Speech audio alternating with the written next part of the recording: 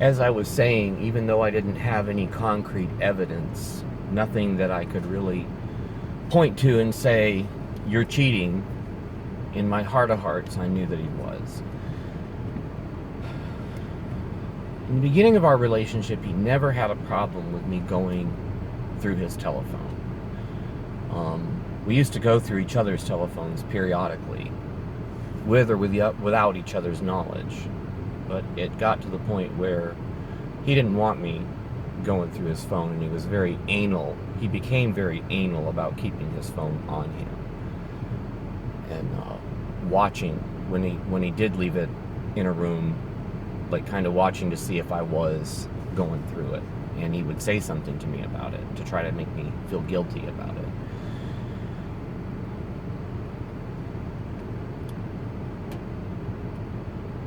It is important for me to share this story, not to hurt his reputation or air our dirty laundry or anything like that. It's important for me to share this information because, number one, it's cathartic for me, it's therapeutic for me.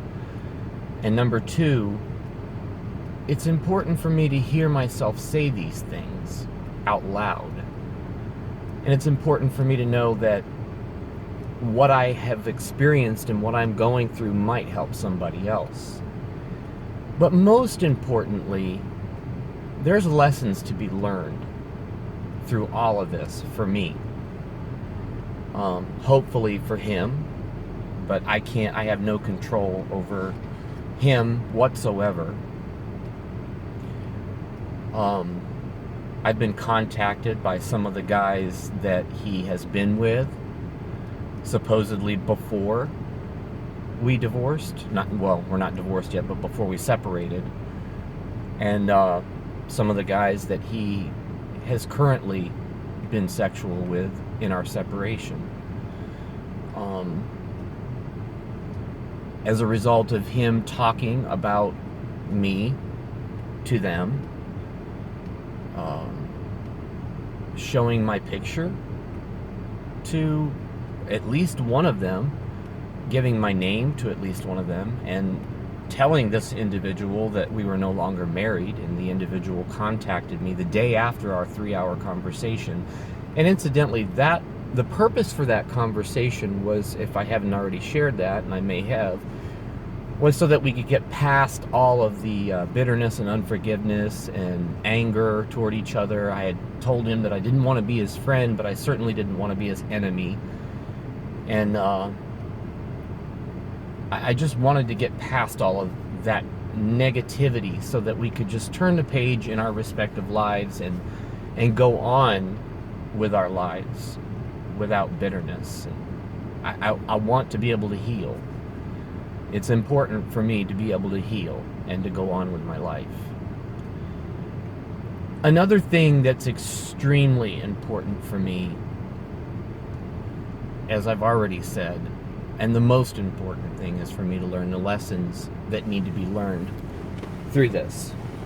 Because I'm a firm believer that if you don't learn the lessons in life that you're supposed to learn, you're destined to repeat the same mistakes that you've made over and over again. And frankly, I don't ever want to go through this again in my life. I'm too old to go through this kind of thing. I'm too old to keep starting over in my life.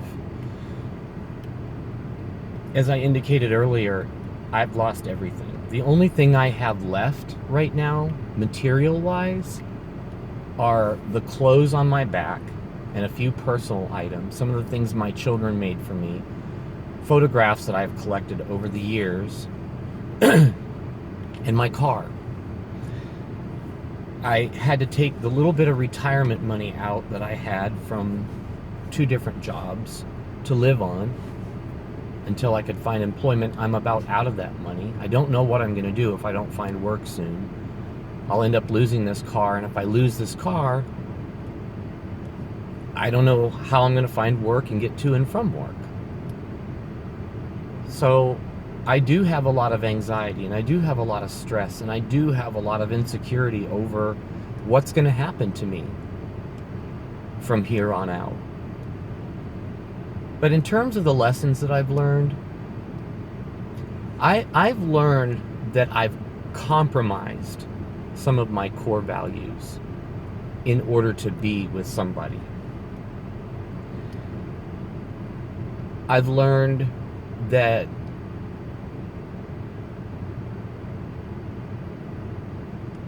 the reason why I've compromised some of my values to be with him was out of fear of being alone. I'm sure that when I say this, every gay man watching this video will resonate with these words. It's probably every gay man's biggest fear to die alone and to die without love in their life. I truly, truly love this man. Even after all he's done to me, I still love him. But I've learned that he's not worthy of my love.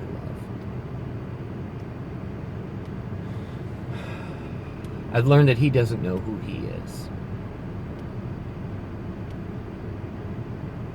And I've learned that what he does know about himself, he doesn't like. He doesn't love himself. He doesn't respect himself. And he didn't respect me, and he didn't respect our relationship.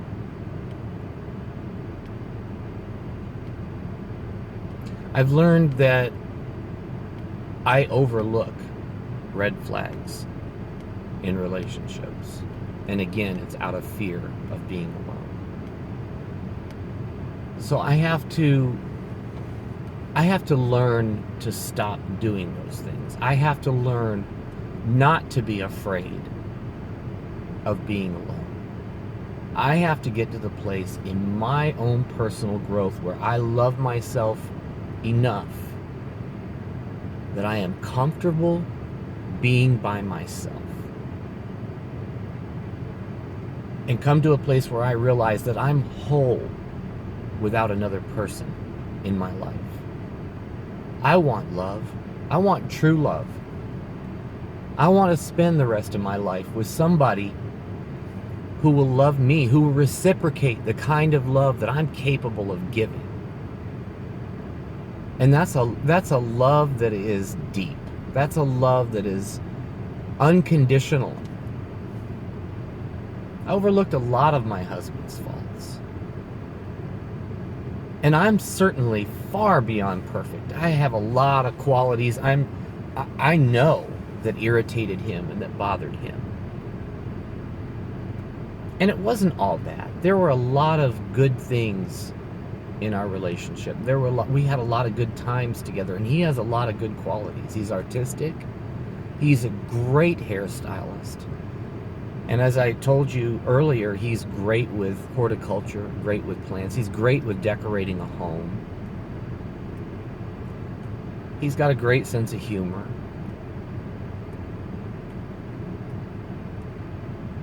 He's good at a lot of things. And I miss him. In spite of all that he's done to hurt me. I miss touching him. I miss holding him. I miss sleeping with him at night. I miss seeing him. I miss talking to him. I cannot begin to describe to you the pain that I have felt through this.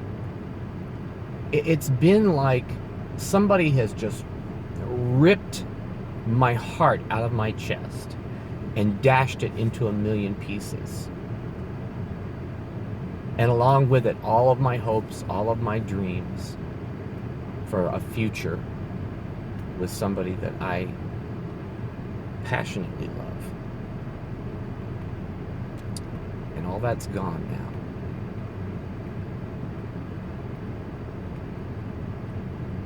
And I have nothing left. Nothing. Really.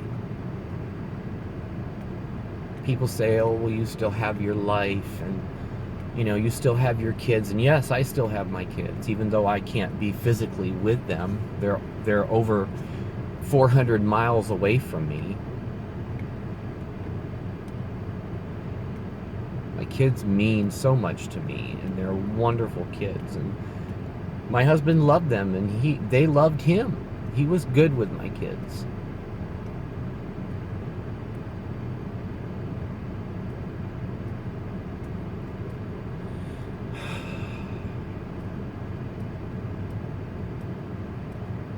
I want companionship in my life. I want love in my life.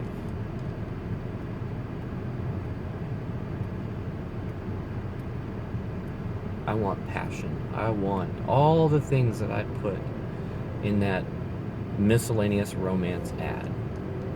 I believe those are the things that I am, that I'm capable of giving, but those are the things that I can no longer compromise, and that I have to have reciprocated in a relationship.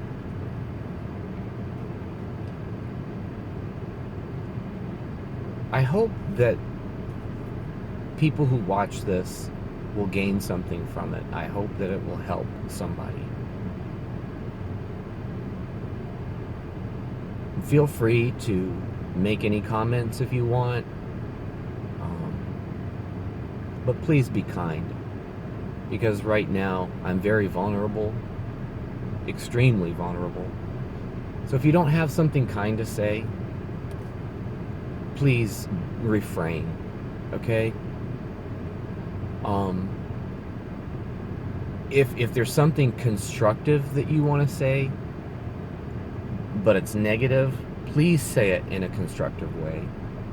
Please be sincere about what kind of comments that you have to make, or again, just refrain.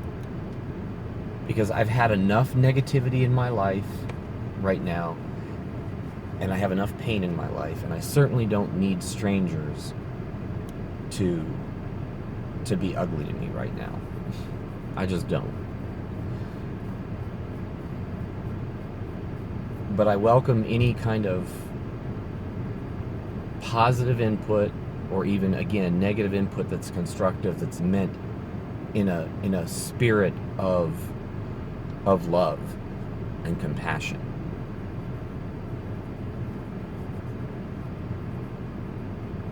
I have a lot of reflecting to do, and I have a lot of healing to do. And I'm still at a place where I don't even feel capable of putting my life back together. Sometimes I think that if I do find a job and I do go back to work, I worry about being able to handle it emotionally. I've been connected with Vocational Rehabilitation in this area, and they've categorized me as significantly disabled because of the level of depression that I go through and the level of anxiety that I go through. I've been evaluated by one of their evaluators, and the results of that evaluation have come back, and they're very disappointing, because they've given me a list of jobs that they think that I should look into that are just very menial. I've run nonprofits. I've run programs in nonprofits. I've managed retail. I've been the head manager in convenience stores and manager of departments in grocery store chains. I've been a guest relations manager for a large chain hotel in Raleigh, North Carolina. Those are just 3 of the things that I've done in my life. I have a lot of experience, great experience, and a lot of ability. I don't have a degree. That makes it difficult for me.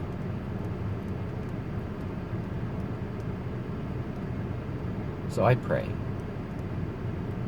and I ask God to open doors for me, and I ask God to help me heal, and I ask God to help me forgive,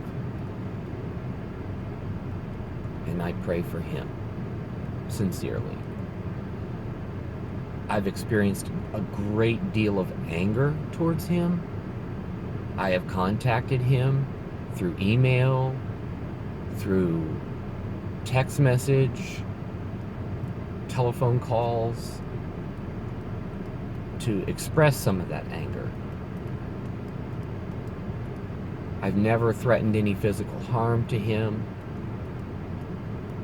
but I've tried to communicate with him in such a way to get him to look at himself and to stop doing some of the things he's currently doing that are hurting me, with the communication that he's having with guys that he's been sexual with and continues to be sexual with, that are contacting me and talking to me about that. I don't need to hear any of that. I don't want to hear any of that.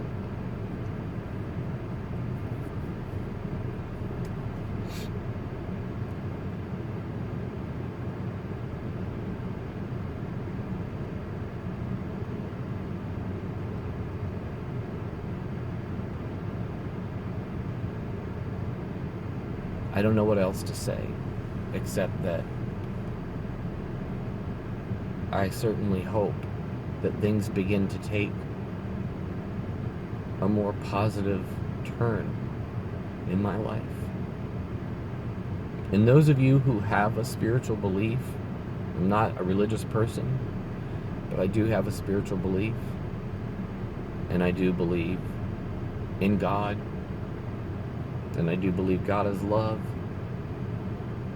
So for those of you who are like-minded, I just ask that you pray for me, that things will begin to get better for me, and that I will find employment, and that I will be able to get a place of my own and begin to rebuild my life.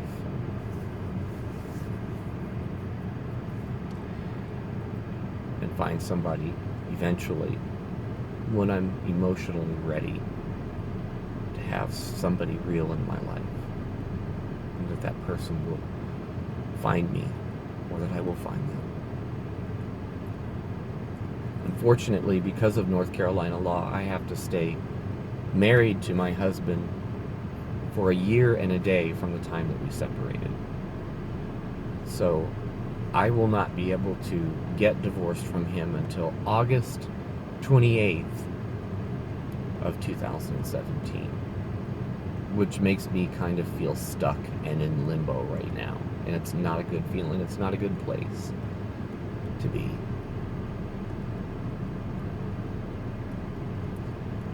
So for now, I'm going to say goodbye, and I'm sure that this won't be the last video that I make, and I'm hoping that I'll get a lot of good feedback from people who will watch this, and I hope a lot of people will watch and benefit somehow from this. Thanks for watching, and take care.